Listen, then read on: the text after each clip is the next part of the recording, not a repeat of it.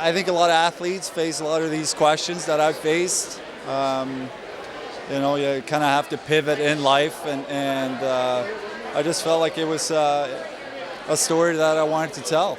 It was a lot of adversity. There was a lot of things that happened that I had to deal with, and obviously I had my career, but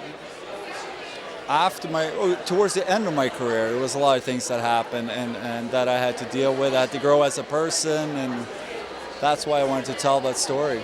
It's not easy to make that transition when you leave something that you've been doing for your entire life. It's your passion, it's your life.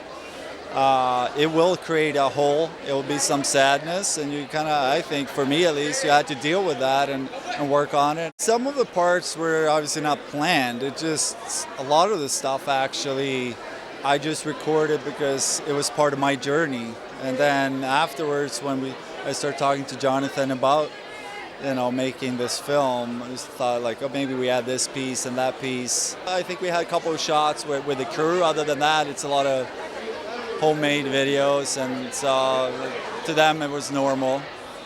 But I think the girls are excited to see it, and I think one or two scenes they were not super happy about, but again, it's very personal, and I think we will look back at it as a great memory. I sat down with Jonathan Hawk about a year and a half ago, and that was one of the first things we talked about. If we make this film, we would love for it to premiere here in Tribeca. I lived in Tribeca for 8 years. I've been in New York City for 18 years.